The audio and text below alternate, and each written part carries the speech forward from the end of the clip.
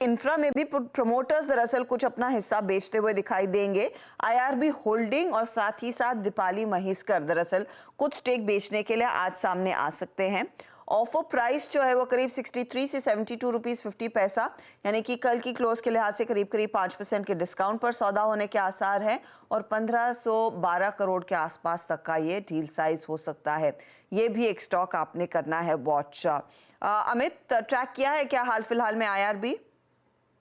जी ma'am, अभी देखा है ओवरऑल तो वैसे तो स्ट्रक्चर पॉजिटिव है, बट इसमें एक न्यूज जरूर है, 5% डिस्काउंट में डील होगी। चार्ट स्ट्रक्चर पॉजिटिव है। सपोर्ट की अगर हम बात करें तो 50 डेमा लगभग 65-66 के आसपास आता है, वो एक स्ट्रॉन्ग सपोर्ट जोन है।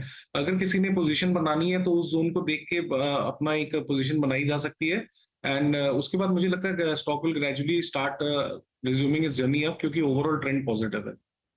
ओवरऑल ट्रेंड है तो पॉजिटिव, लेकिन अनुज थोड़ी सी प्रोमोटर्स बिकवाली हो रही है यहाँ पर।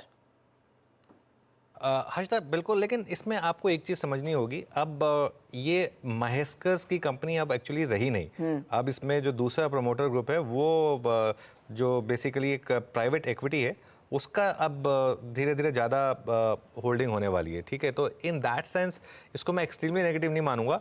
ये स्टॉक काफ़ी चल चुका है, पिछले 6 महीने में डबल हुआ है ये स्टॉक।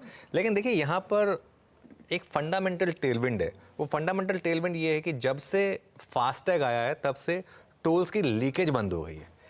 हिंदुस्तान में सबसे ज़्यादा जो इन कंपनियों को नुकसान होता था वो ये होता था कि टोल की लीकेज होती थी। कुछ टोल जितना कलेक्ट होता था उसका आधा भी नहीं मिलता था कंपनियों को। वो बंद हो गया एनएच, वो फास्टैग आने के बाद से, क्योंकि अब हर जगह सिर्फ फास्टैग है। तो अब देखिए किस तरीके से ये पूरा का पूरा रेवेन्यू जो है ना इन कंपनियों में ट्रांसलेट हो रहा है। तो मेरा ये मानना है कि ये एक स्टॉक ऐसा स्टॉक है जो अब आपको एक वर्थ अ रीलुक आज की सेलिंग में मुझे लग रहा है कि आपको अपॉर्चुनिटी मिलेगी, प्रोवाइडेड आपका नज़रिया लंबा है। तो अगर आपका नज़रिया लंबा है तो यहाँ पर मुझे लग रहा है एक अपॉर्चुनिटी मिलेगी। ये उस तरीके के स्टॉक में है जिनको मैं 5% वाले हिस्से में मानता हूँ कि अपने पोर्टफोलियो का 5% उन स्टॉक्स में रखिए जहाँ पर आप 20-25% डाउनसाइड का रिस्क ले सकते हैं, लेकिन जहाँ पोटेंशियल है 3x 4x होने का।